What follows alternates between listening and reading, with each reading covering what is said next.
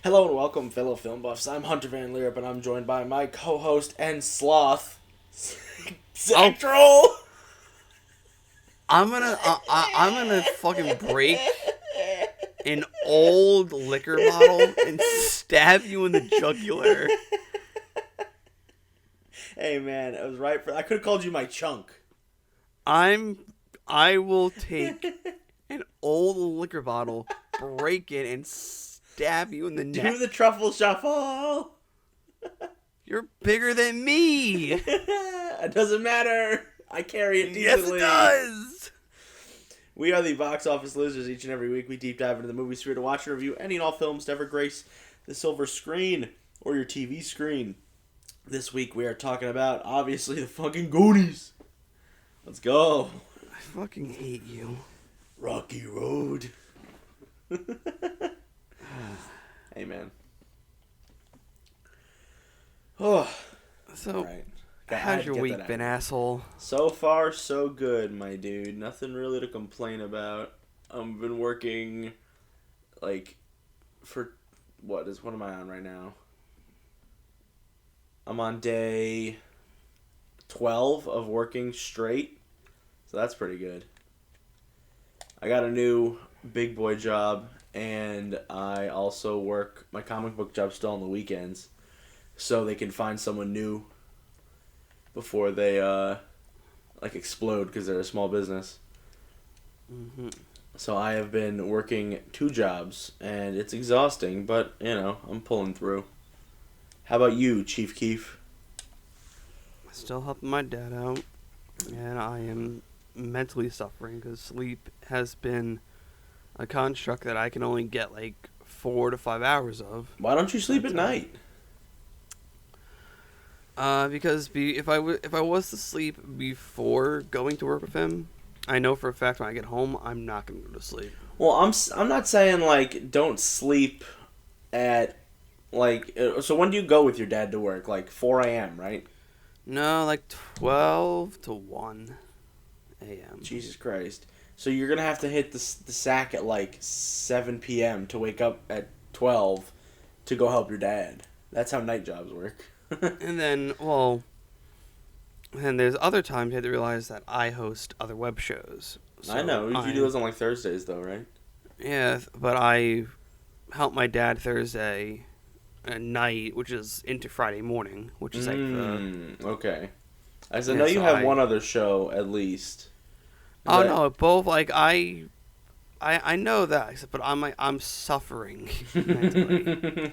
I think once you're done with your secondary show, your third show, I should say, you'll probably be fine again for the most part, especially when you're up at school. Because when you're up at school, you're not gonna have to wake up at 1 a.m. to go do papers. Mm-hmm. So I think you'll be fine. When are you going up again? August? August 19th. Man, are you excited? Trying to be. What does that mean, man?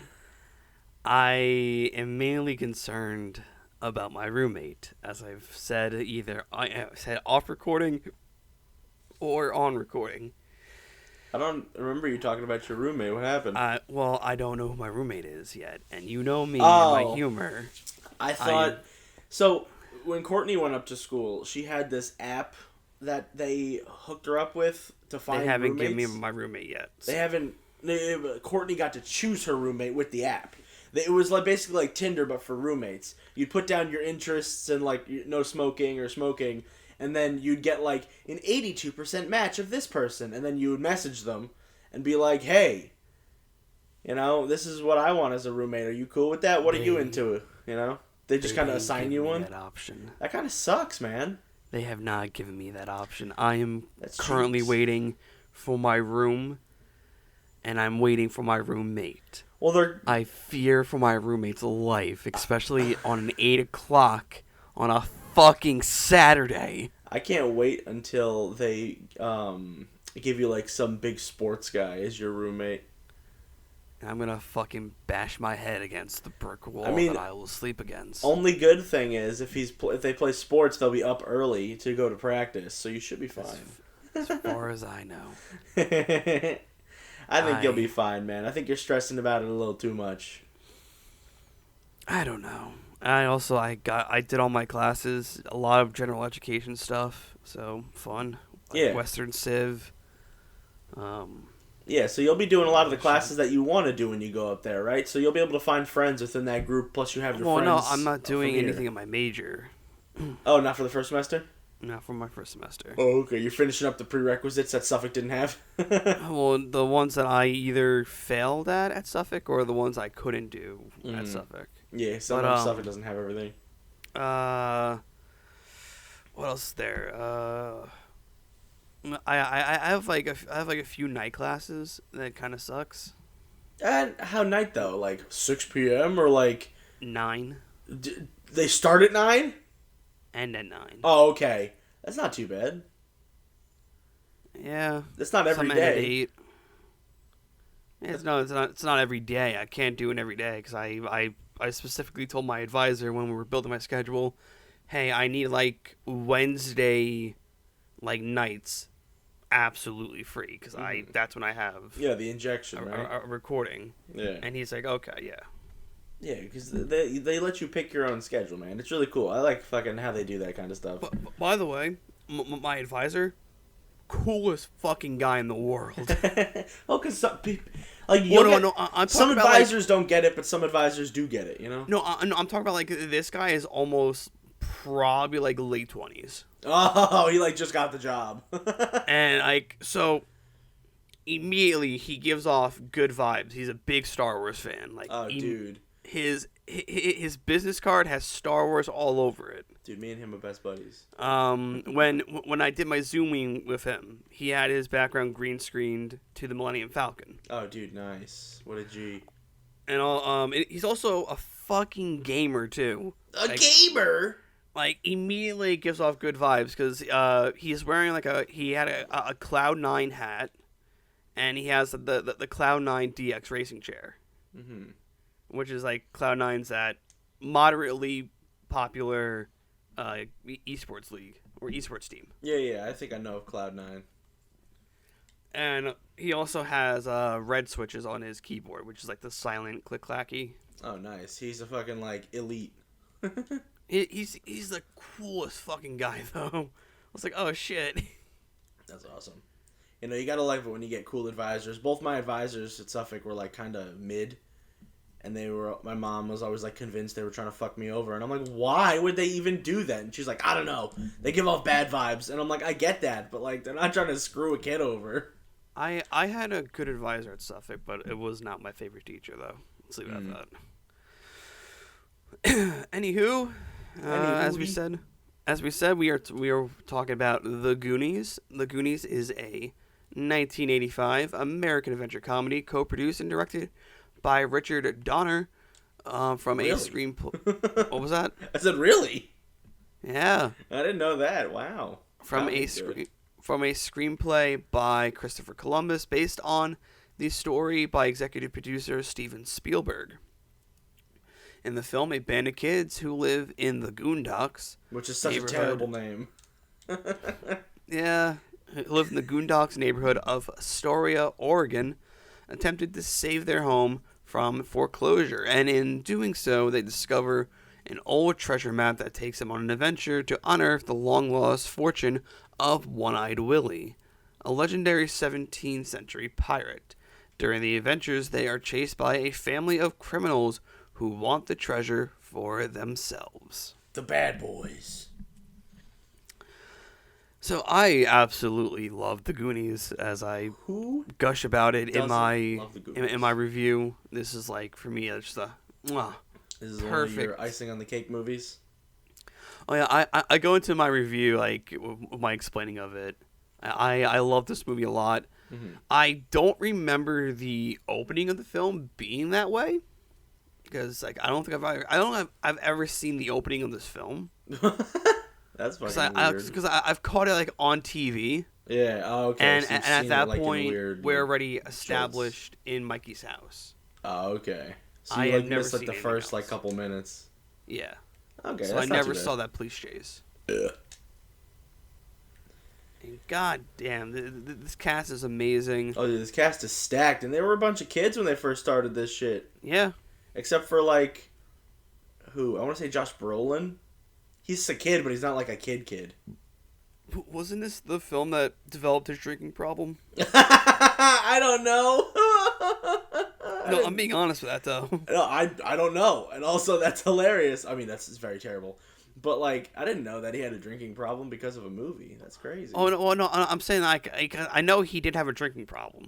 I think that's a well-known thing. I never heard about that. But then again, I don't keep up with Josh Brolin.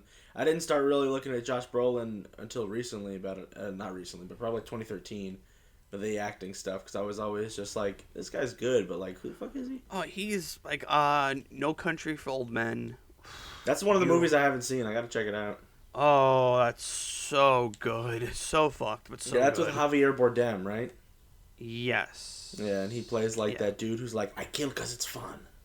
Yes. Okay.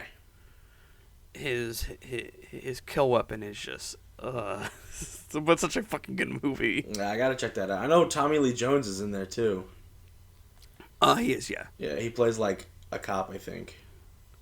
I think for me though, from this cast list, before we dive into it, the only notable person I think I hear about a lot more was Corey Feldman when him, Chester Benning, and another musician were trying to make that documentary about the pedophiles in the movie and music industry. Oh, I didn't know about that. I thought you were gonna say Sean Astin. Oh, is that Sean Astin or was that Corey Feldman? No, there is Sean Astin. Sean Astin's in this movie. Oh. I think he's the main character. Do you know who Sean Astin? You know who Sean Astin is, right? Yes. Okay. Yeah, that's Rudy. Yeah. Rudy. He's Rudy. He's Samwise. He's Bob from Stranger Things. He's everywhere. He had a show on Netflix called No Good Nick, I think is what it was called. It was like he was like a dad. But no, short-lived.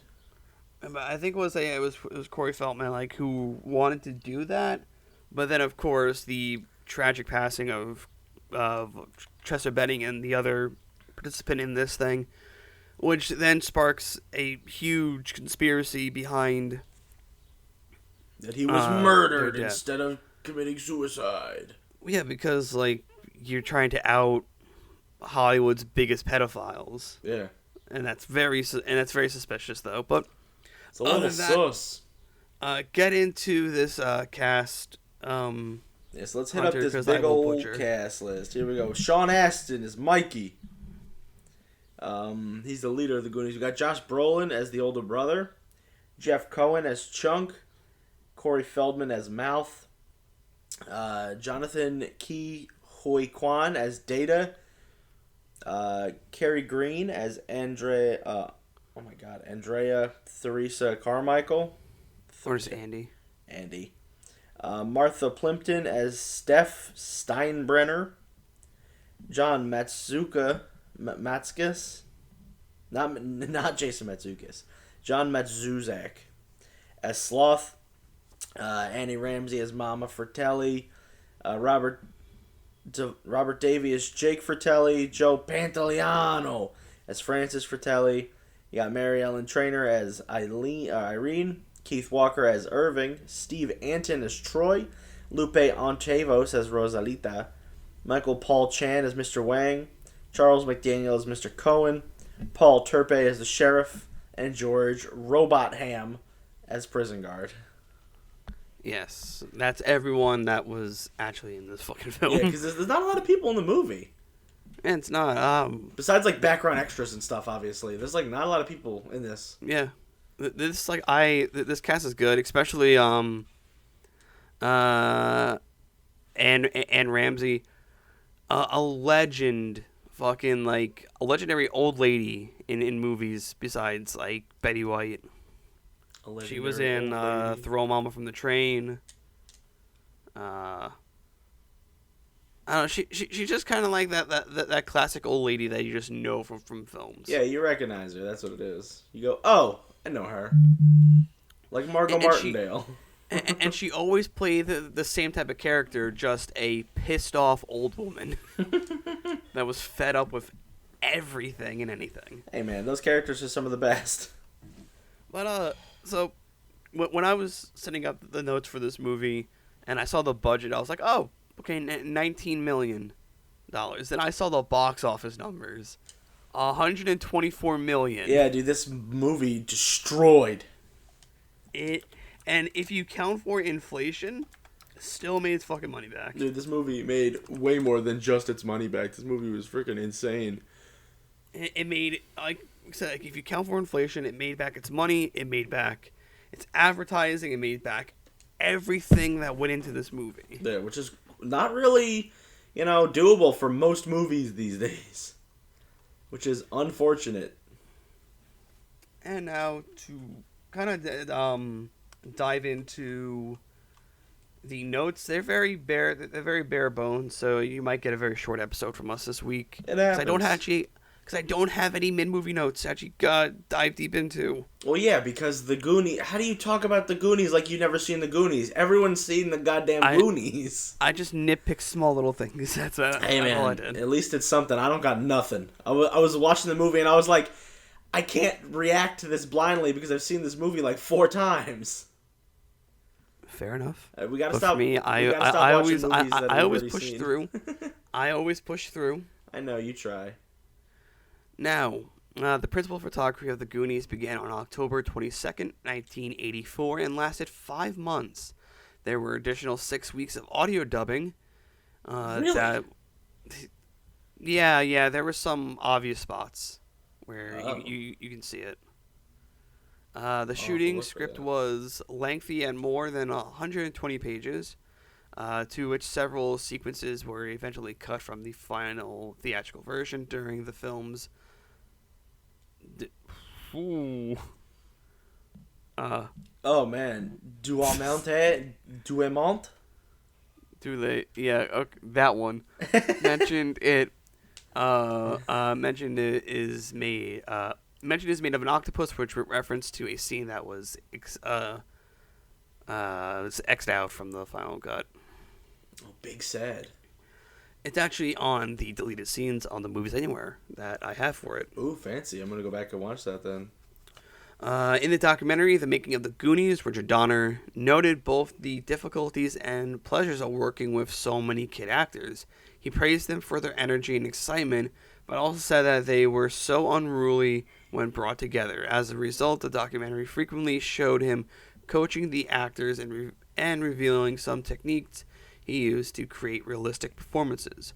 One of these tricks involved One-Eyed Willy's pirate ship, which was an actually full-size replica of a pirate ship created under the direction of production designer J. Michael Riva. Donner restricted the actors from seeing the ship until they filmed the scene, wherein it is revealed to their characters. The characters' first glimpse of the ship was the actors' first viewing of it. That's cool. You gotta love that kind of stuff. Oh yeah, that's a good thing to do for just directing. Like, you don't show the big thing until the end. Mm-hmm. Bringing about a more realistic performance. However, that particular scene in the final cut was actually the second take due to the cast feeling so overwhelmed at the first sight that the scene had to be reshot. It was later noted that the entire set was scrapped after shooting before they could not find anyone who wanted it. I'm gonna read just small paragraph right here about the book from Sean Astin. Yeah.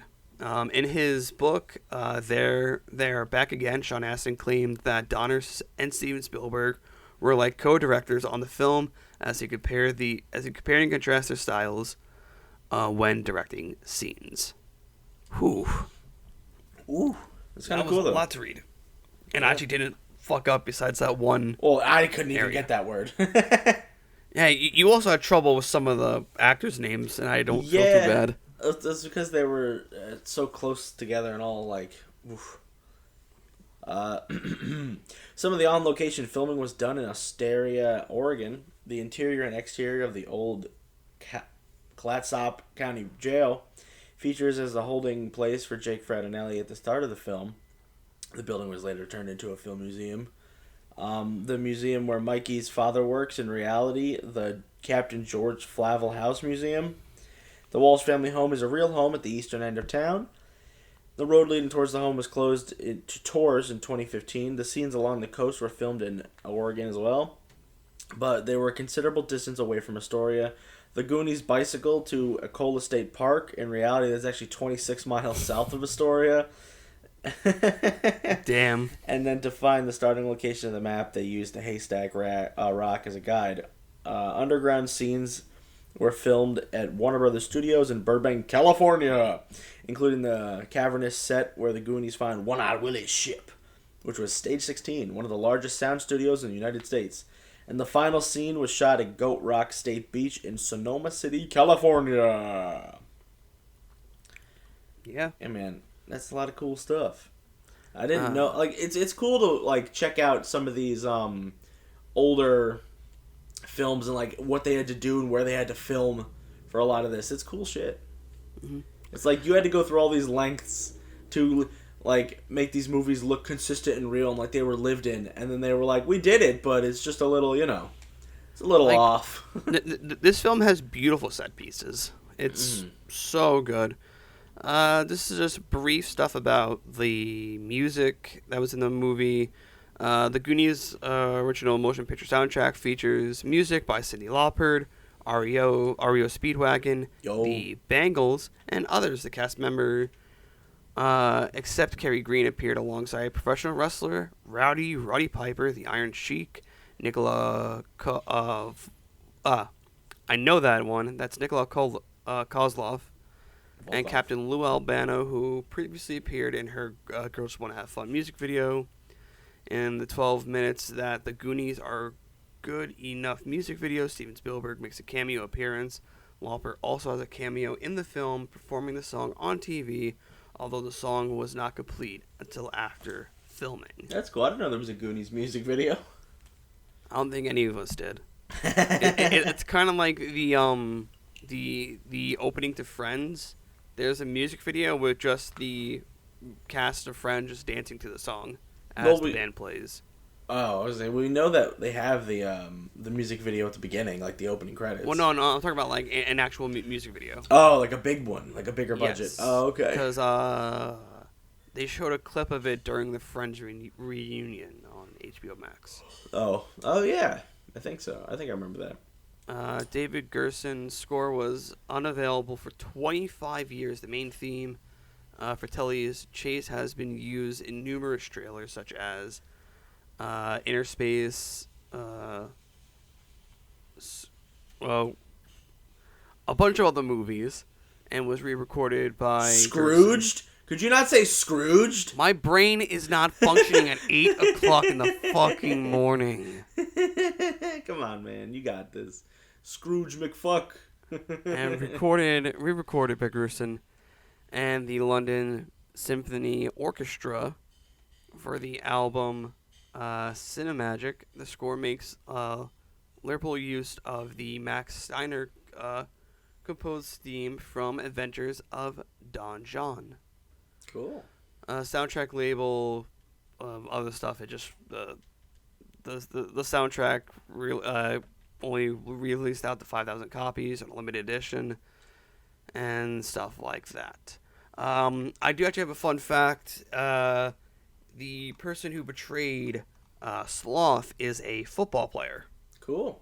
I think, unfortunately, that football player, I think, took his own life due to CTE. Unfortunate. Because back in the day, you didn't fucking care about your own health in football, and nor did the NFL. So, yeah, no, big paycheck means who cares what your head looks like later.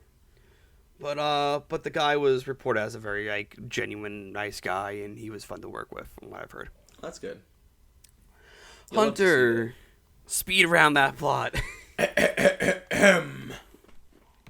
All right, let's get into it. Where are we? I had to scroll down. I'm using my phone sideways because I hate myself. Facing foreclosure of their homes in the Goon Docks area of Astoria, Oregon, to an expanding country club, a group of children who call themselves the Goonies gather for a final weekend together. The Goonies include optimistic lead Goonie Mikey Walsh, his older brother Brandon, the inventive Data, the talkative Mouth, and the overweight klutz Chunk.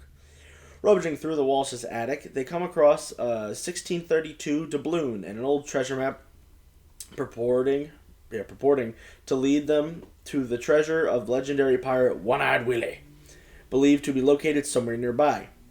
Mikey considers One-Eyed Willy to be the original Goonie.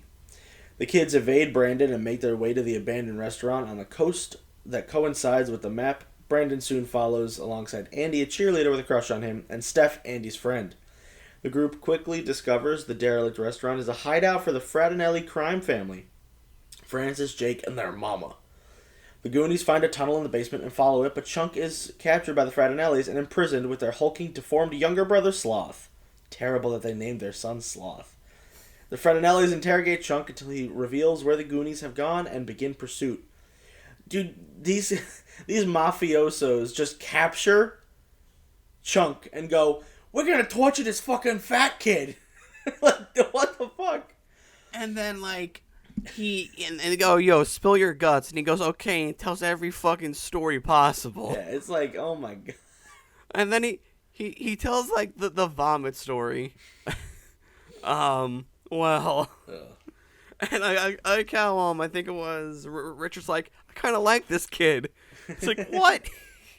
He's funny, man. Chunk is left behind with Sloth, but befriends him. Rocky Road. After Sloth frees both of them, Chunk calls the police, and he and Sloth follow the Fratellis. The Goonies evade several deadly booby traps along the tunnels while staying ahead of the Fratellis. Finally, they reach the grotto where Willie's pirate ship, the Inferno, is anchored. The group discovers the ship is filled with treasure, and they start filling their pockets, but Mikey warns them not to take any of a set of scales in front of Willie, considering that to be a tribute to him. As they leave the ship, the Fratellis appear and strip them for their loot. They make the Goonies walk the plank until Chunk arrives at Sloth and distracts the Fratellis long enough for the Goonies to jump overboard. The Fratellis proceed to grab all the treasure they can, including those on Willie's scales. This triggers another booby trap that causes the grotto to cave in. With Sloth's help, the Goonies and Fratellis barely escape. The two groups emerge on Astoria's beach, where they reunite with the Goonies' families and the police. The Fratellis are arrested, but Chunk prevents Sloth from also being taken. He invites Sloth to live with him, which he accepts. As the kids describe their adventure to their parents, I don't know, the Walsh's housekeeper, Rosalita, discovers that Mikey's marble bag is filled with gems he took from the ship and has not been seized by the Fratellis. Mikey's father triumphantly rips up the foreclosure papers, declaring that they have enough money to negate the foreclosure. No, they don't. As the Goonies celebrate, they see the Inferno, having broken free of the grotto, sailing off on its own in the distance. Fucking hell. Well, okay, so those gems might not be worth anything, but if they stop that ship, they have more than enough. Yeah, if they go back and get the ship. So, the one thing, that's one thing I don't. I love this film a lot. I have it down as a perfect rating. Wow. But it's just that ending that kind of makes me like, should I take it back a bit? No. But no, because it's beautiful. Another fun fact I forgot to mention: there is a metalcore band, or just like kind of like just an emo band. I should put that out there for people who don't know what metalcore is. That actually has the name Chunk No Captain Chunk. So, I did not realize that's where the name came from until I watched this movie today. And you were like, oh. And I'm like, that's kind of dope. And I'm like, I love. Hey, you guys. I like that. It's good shit, man. All right. I have notes, just like 3 little things. Hunter has no notes, but that's okay because this movie is kind of hard to write notes through. I mentioned how I don't remember the opening of this film because I really had never seen it. This is my favorite scene when Chunk runs into the Fratellis on the road. He goes like, "I'm sorry, mister, but you gotta help us. We're running away from this like crime family. You probably know them. Call the Fratellis. They're so mean and ugly." Carly turns on. Richard immediately starts singing opera. They're so mean and ugly. Light turns on. Chunk screams. It's thrown into the trunk with a dead body. Chunk's hilarious. Oh my gosh! And then So this is when Sloth and Chunk were doing their own adventure throughout the cave. I wish we saw more of it. Dude, apparently we're getting a Goonies sequel, so we'll probably get more. That's been in so much talk for so long. I'm done believing it. I believe it. There's more rumors going around every day that it's coming, it's coming, it's coming. So I'm excited to see it. So I wish we saw more of Chunk and Sloth though, just going throughout the cavern. And when they come across the pipes, Sloth just picks up like a handful, shoves them up. Yeah. We hear a car crash and a woman scream. I want to know, who did Sloth kill with those pipes? He killed whoever he had to. I want to know, either did he pop the old man in the face that was trying to drink out of the water fountain from earlier? Call those necessary sacrifices. Did he just shove all pipes through the road, causing a car to do a complete barrel roll? It's possible. It just, I don't know. Do a barrel roll. But now on to the reviews. Surprisingly, I didn't have to go to Rotten Tomatoes for the audience review. This was already built into the Wikipedia part of it. Nice. So, I guess someone's watching us, and they decided to do that for us. Somebody knows that we are lazy. Yes. So, on the review aggregator site, Rotten Tomatoes reports that 76% of the critics gave this film a positive review. Based on 58 reviews, 91% of the audience gives it a positive review, probably based off of 250,000 plus. The average rating is 6.32 out of 10. The critical consensus is that Goonies is an energetic, sometimes noisy mix of Spielberg-isms. I'll say that. That's a good better word. Spielberg-isms? Yeah. Sentiment of the fun house tricks that appeal to kids and nostalgic adults alike. I agree. I love this movie a lot. I might get a Goonies tattoo down the line. Ooh, what you gonna get? Probably get the skull, then either above it or below it have never say die. Hey, you guys! That's one of the ones I would get. So, I don't know what Hunter gave it. I gave it less than you. I don't see it. I know, but I'm not giving it a perfect score, so go. Fuck, okay. Damn. It's a great movie, but I'm not going to give it a perfect score. This is from Jay Boyer of the Orlando Sentinel. You're reminded of what it was like as a child to trust in wishing wells, and without thinking very much about it, switching from walking along to skipping. That's pretty much what's the review. It's a solid review, honestly. It's very whimsical in its If anything, I'll find a better good review, but that was just a good review. It just, this movie brings the childhood wonder back to you. Yeah. Let's hit up the bad review from David Keir of Chicago This was hard Reader. to find. There's not many bad reviews. Yeah, whoever doesn't like the Goonies is like a monster. Sorry, Dave. It's a charmless exercise. Director Richard Donner turns the kids into shrieking ferrets, and his jumpy cutting seems to lag behind the action, deliberately in a curious attempt to make the film seem more chaotic and cluttered. Yo, fuck you. So, straight up. Normally, there's at least one bad review on the front page. Yeah, but you couldn't. This I had to go through 3 pages. That just shows you, man. To find a bad review, and this was the worst one. So, Hunter. Yeah. What'd you give it and why? I'm giving it a 9.5 Rocky Road out of 10. Dude, this movie is just peak cinema. It's not a perfect movie. There are some problems, mostly with some of the pacing. I feel like it's not as clean of pacing as you'd like in I wouldn't say modern movie, but at the time a more modernized movie. Yeah. Not a lot of movies about this kind of stuff was getting made back in the 85. Yeah.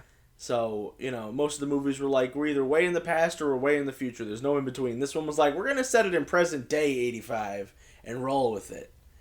So, not a lot of movies would do that, and you got to give them props for that, but there's still a lot of just why? That's fair. So, especially with the portrayal of Sloth. I like Sloth, but maybe don't do that next time, Rich. Thanks. Or whoever made the book. Because it's based off something, you said. No, it was based off of something from Steven Spielberg. Oh, okay. Come on, Steve. So I gave this 10 truffle shuffles out of 10. Yeah, dude. Truffle shuffle, baby. This movie is perfect, hands down. The Goonies was a big part of the 1980s boom from movies such as The Breakfast Club, Back to the Future, and Karate Kid. Oh yeah. All those came out within like a year of each other. It's crazy. They all came out very close in time, and you're like, whoa. Karate Kid came out in '84. The Breakfast Club and Back to the Future came out in '85. So like the '80s had some of the best movies in the world, to be honest. I love the '80s, like period. That's why I love the show The Goldbergs so much. They have amazing movies. Mm-hmm. And Goonies fits in perfectly with that boom that happened back then. And just the list goes on from all those movies that came out in the 80s. Mm-hmm. Probably from like Weird Science, like 16 Candles, Pretty in Pink. Yeah. Like everything. But just overall, this film is amazing. I've always watched this film multiple times over, which just for me makes it a bona fide classic, hands down. Bona fide. Now, that's the first time I've ever just thrown down the word bona fide classic. Bona fide. Well, I think this is time for us to get out of here. A nice 40-minute episode. Gotta love it, guys.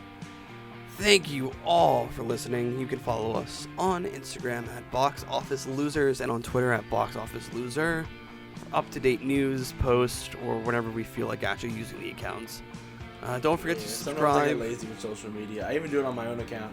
The first time I posted on my social media account was when I got that Muppet icon done, and that was the first time I posted in like 2 years. I just use Instagram. I just like stuff. I don't know, man. I'm lazy with Instagram and stuff like that. But don't forget to subscribe to the YouTube channel. Subscribe to wherever podcasts are found. Leave a review wherever you're on your podcast platforms and share with your friends or family. Personally, we're happy where we are. Yeah, it's but good. More it's is better. It's a good set of fun. Hunter, where can we find you, dude?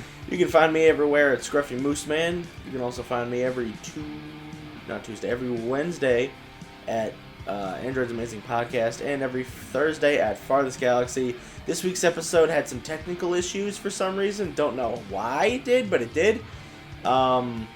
So I did take it down, and I forgot to re-upload it yesterday because I was busy, but I'm going to re-upload it today. Well, okay.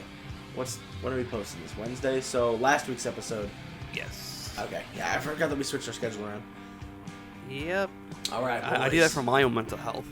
Dude, no, I get it. It's all good. Zach, where can we find you? You can find me at Dark Shadow Zach, literally everywhere.